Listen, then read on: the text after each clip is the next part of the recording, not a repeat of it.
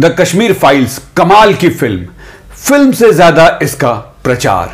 जैसे देश में पहली बार किसी ने कश्मीरी पंडितों के लिए आवाज उठाई हो। क्या सच में ऐसा है? क्या द कश्मीर फाइल्स एक फिल्मी स्क्रिप्ट से ज्यादा 1990 की सच्चाई है? आज इसी पर करेंगे विस्तार से बात। आप देख रहे हैं न्यूज जरा हटके और मैं हूं आपके साथ सुजीत कुमार। ऐसा लग रहा है मानो आजादी की लड़ाई का आगाज हो गया हो। अचानक 30 साल बाद कश्मीरी पंडितों की याद सबों को आ गई। एक सजी सवरी हुई फिल्मी स्क्रिप्ट तैयार की गई जिसमें कश्मीरी पंडितों के ऊपर हुई यातनाओं की कहानी बयां की गई है। इसमें कोई दो राय नहीं कि फिल्म ने उस वक्त हुए वहशीपन के नंगे सच को लोगों के सामने लाने में कामयाबी हासिल की। फिल्मों में दिखाए गए एक एक दृश्य को कोई भी भुक्तभोगी झुठला नहीं सकता। और इतना ही नहीं, सच्चाई इससे कहीं और ज्यादा थी। यह सच है कि कश्मीरी पंडितों ने नरक से भी बदतर जिंदगी की झलक उस वक्त देखी थी। लेकिन पूरे फिल्म में एक ऐसा नैरेटिव क्यों सेट किया गया कि एक खास धर्म के लोगों से आप मदद की उम्मीद नहीं रख सकते। फिल्म में दिखाने की कोशिश रही कि उस धर्म के लोग आपको सिर्फ गलत नजरों से ही देखते हैं। क्या वहां दूसरे धर्म में कोई ऐसा नहीं था जिसने कश्मीरी पंडितों के लिए मदद का हाथ बढ़ाया हो और आतंकवादी ने उसे बख्श दिया हो? मैं फिर से कहता हूं कि उस वक्त कश्मीरी पंडितों के साथ जो हुआ वो हम सपने में भी नहीं सोच सकते। लेकिन क्या एक खास धर्म के खिलाफ सिर्फ भड़काने की कोशिश नहीं है ये, जिसका रिएक्शन फिल्म खत्म होने के बाद आजकल सिनेमा घरों में देखने को मिल रहा है? विश्वास नहीं हो रहा है तो खुद ही तय कीजिए कि क्या इस तरह से उकसाना सही है। Can you hear me? Yes. When all this was happening, I was in CRPF at that time. I was in the MHA control room. We were getting all the information. Everything was recorded. सारा information हमको आता था।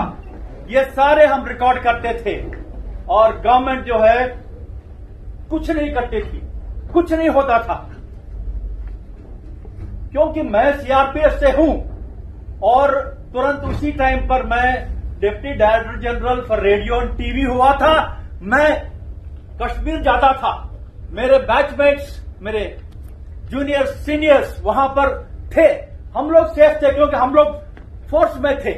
Cinema खत्म होने के बाद इस तरह के हेट स्पीच के 5 मिनट के सेशन की सिनेमा घरों में आम बात सी हो गई है। गर्द मैंने देखा।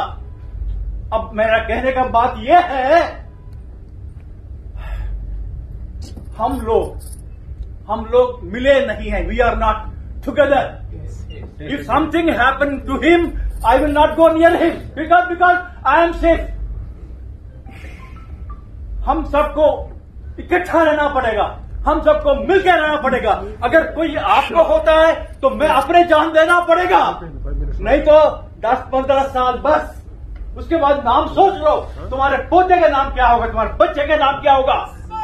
आमिर खान, सलमान खान, शाहरुख खान, ये not even any of one Salman Khan supported the Bollywood.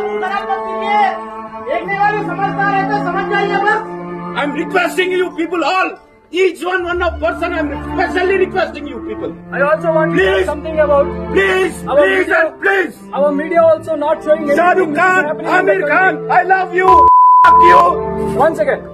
Indian country please, is now also in the same mood.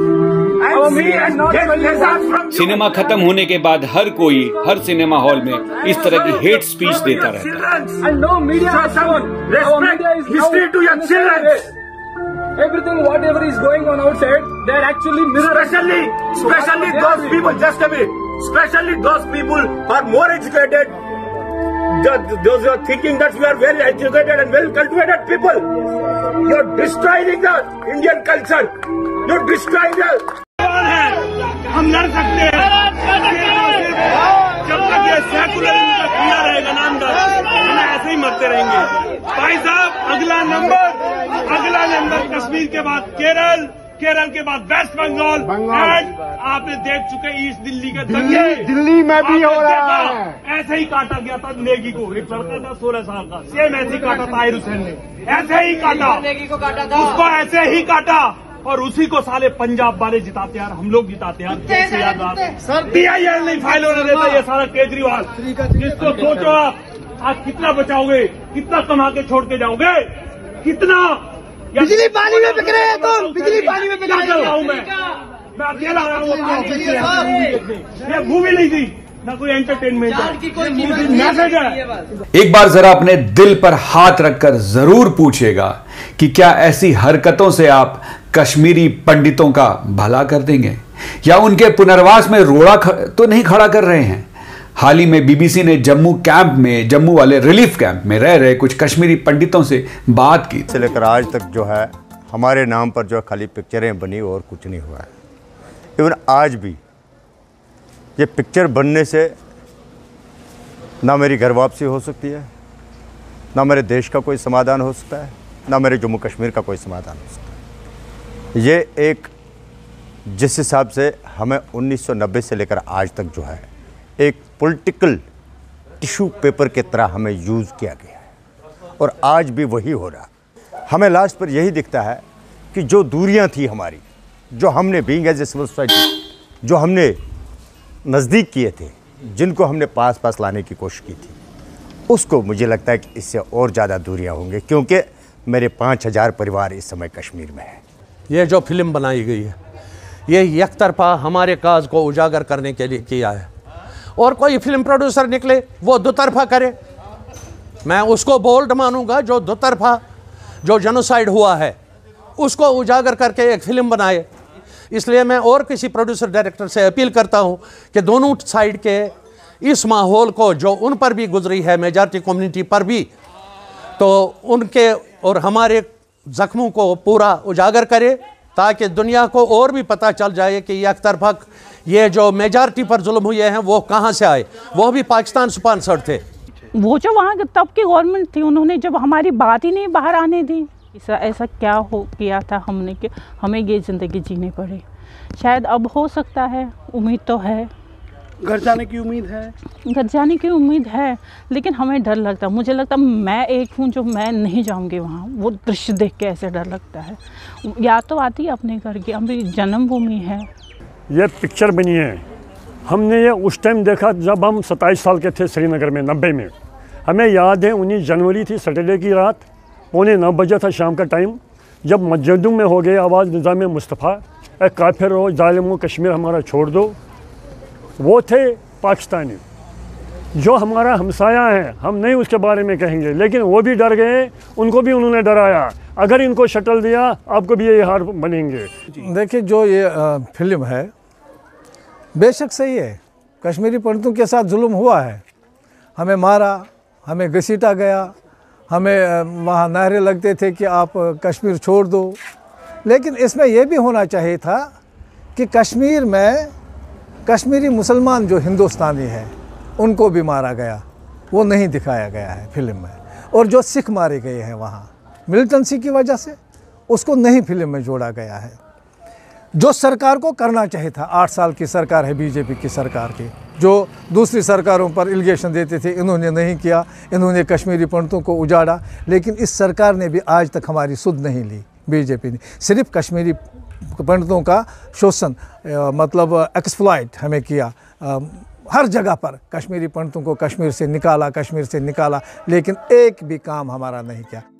इस फिल्म की खास बात यह है कि प्रोड्यूसर, डायरेक्टर, एक्टर के साथ साथ तथाकथित राष्ट्रवादी लोग भी इसे हिट कराने में लगे हुए हैं, जैसे भाजपा के लिए 2024 का ये तुरूप का पत्ता हो।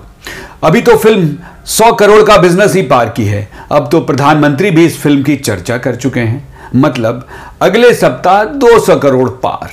जहां तक मेरी जानकारी है, इस फिल्म की लागत 14 करोड़ रुपए के आसपास थी।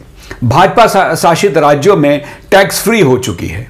जिस तरह से विवेक अग्निहोत्री इस फिल्म को कश्मीरी पंडितों की दवा के रूप में मीडिया में पेश कर रहे हैं, तो क्या यह फिल्म सच में दवा बनेगी?